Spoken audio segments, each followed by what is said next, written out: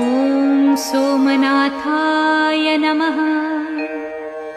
ॐ मल्लिकार्जुनाय नमः। ॐ महाकालेश्वराय नमः। ॐ ओंकारेश्वराय नमः। ॐ वैद्यनाथाय नमः। ॐ भीमशंकराय नमः। ॐ रामेश्वराय नमः। ॐ नागेश्वराय नमः। ॐ विश्वेश्वराय नमः।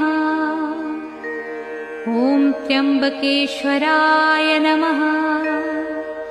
ॐ केदारेश्वराय नमः। ॐ भुस्मेश्वराय नमः।